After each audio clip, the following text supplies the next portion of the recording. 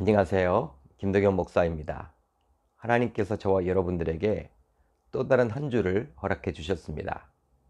오늘 하루도 우리 주님께서 부어주시는 그 힘으로 열심히 살아내셨으면 좋겠습니다. 자, 오늘 우리가 나눌 말씀은 출애굽기 8장 25절로 32절입니다. 출애굽기 8장 25절로 32절 제가 읽겠습니다. 바로가 모세와 아론을 불러 이르되 너희는 가서 이 땅에서 너희 하나님께 제사를 드리라.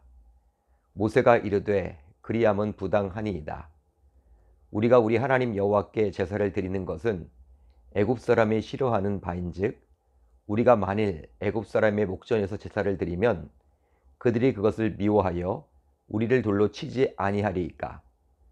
우리가 사흘길쯤 광야로 들어가서 우리 하나님께 여호와께 제사를 드리되 우리에게 명령하시는 대로 하려 하나이다.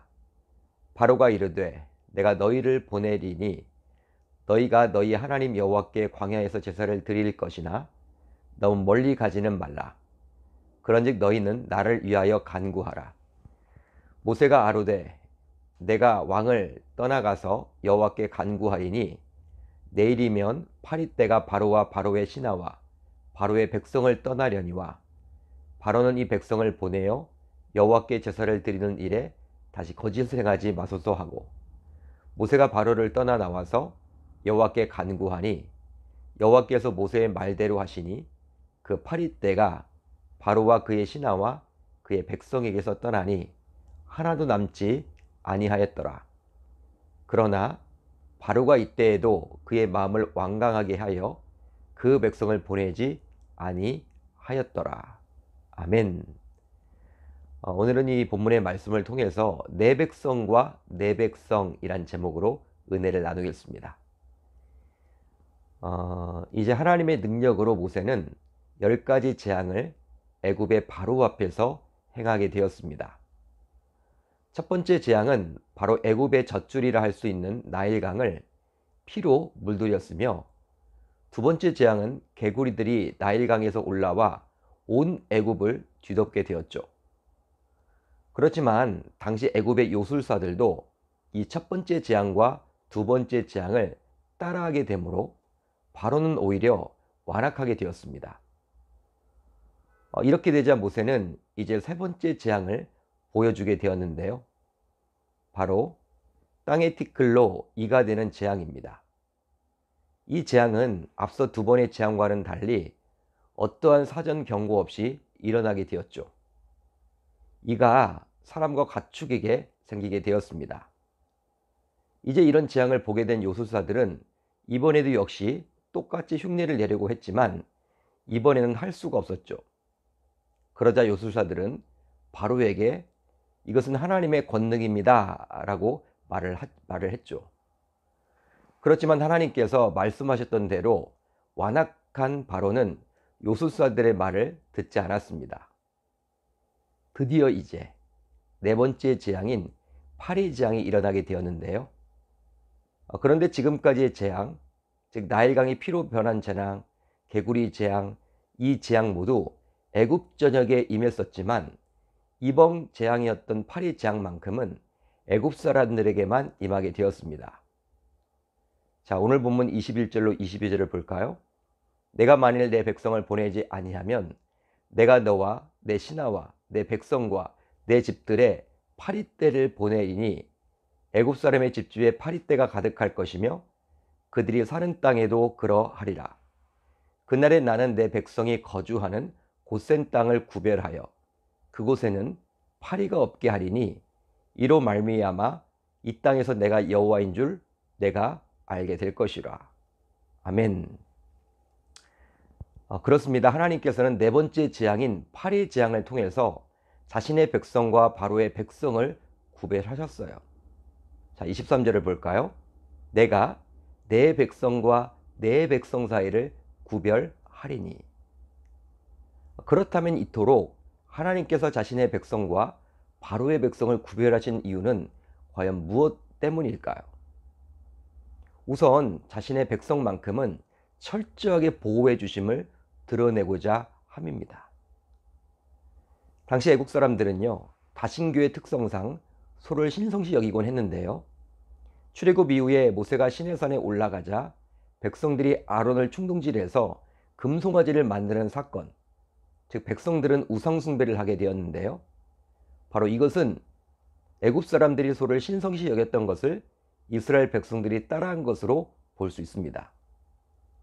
그런데 히브리 민족이었던 이스라엘 백성들은 고센 땅에서 대대로 양과 소를 기르며 삶의 터전을 일궈왔었죠.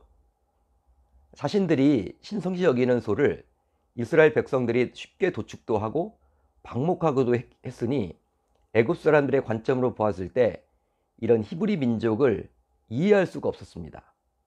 따라서 애굽 사람들은 이스라엘 백성들을 향해 부정이 탄다며 접촉하지 않으려 했죠. 따라서 고센 땅에는 많은 소와 양이 있었기에 인간의 이성적인 잣대를 가지고 보게 되면 파리떼가 더 많이 몰려야만 했겠죠. 그런데 놀랍게도 하나님께서는 그날에 고센 땅을 구별되게 하사 파리가 없게 하셨습니다. 할렐루야, 할렐루야. 아니, 우리 인간의 생각으로는 양과 소가 더 많은 고센 땅이기에 파리가 많아도 더 많아야 할 텐데 그 땅에 자신의 백성들이 살고 있었기에 하나님께서는 그 땅에 파리가 없게 하셨던 것이죠. 여러분, 그만큼 하나님께서는 자신의 백성을 지켜주시고 보호해 주십니다. 믿으시면 아멘. 믿으시면 아멘. 그래서일까요? 시편 기자는 다음과 같이 말씀해 주고 있죠. 여호와께서 너를 지켜 모든 환난을 면하게 하시며 또 내 영혼을 지키시리로다. 아멘. 여러분, 지금도 우리의 하나님께서는 자신의 자녀인 우리들을 지켜주시고 보호해 주시죠. 여러분, 동의하십니까? 동의가 되시면 아멘. 따라서 그 하나님께서 나를 보호해 주신다라는 확신 속에서 오늘 하루도 힘차게 살아가야 하는 것이죠. 다음으로 우연으로 벌어진 자연현상이 결코 아님을 보여주고자 함입니다. 파리는 날개를 가진 곤충이기에 개구리와는 달리 날아서 다닐 수가 있었습니다. 그런데 이스라엘 백성들이 거하는 고센 땅만 파리 재앙을 면하게 하심으로 이것은 우연히 일어난 일이 결코 아님을 당시 사람들에게 보여주고자 함이었죠. 만약에 애굽의 요술가들이 이 재앙을 따라했다고 칩시다. 물론 성경에는 세 번째 재앙인 이 재앙부터 요술가들이 따라할 수 없었다라고 나오지만 만약에 파리 재앙을 따라했다고 칩시다. 그러나 요술사들이 따라한다고 해서 고센 땅만 파리가 가지 않도록 할 수는 있겠습니까? 아마 이것은 불가능할 일일 거예요.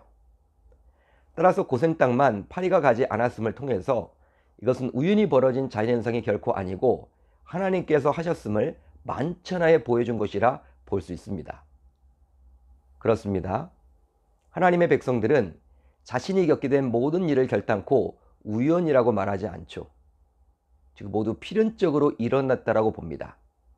이유가 있으니 하나님은 멀리 떨어져 계시지 않고 지금도 자신의 절대 주권 속에서 이 세상을 다스리시고 통치하시기 때문이겠죠. 그렇다면 오늘 말씀을 통해서 우리는 이제 무엇을 생각해 볼 수 있을까요? 바로 자기 백성만큼은 끔찍이 아끼고 사랑하고 보호하고 지금도 절대 주권자로서 이 세상을 다스리고 통치하시는 그 하나님을 향해 우리들 모두 신뢰해야 할 줄 우리 주님의 이름으로 축원합니다. 축원합니다. 즉 오늘부터 시작해 보시면 좋겠어요. 자, 이제 우리 공동체가 함께 나눌 제목을 우리가 살펴보겠는데, 우선 자기 백성만큼은 철저하게 지키고 보호하시는 그 하나님을 끝까지 붙들고 신뢰하게 하소서. 다음으로는 이직과 취업을 준비하는 성도들에게 우리 주님께서 은혜를 베푸사 길이 열려지게 하소서. 오늘 하루도 말씀을 붙들고 기도하는 가운데 주님의 음성을 듣고 살아갈 수 있기를 바랍니다.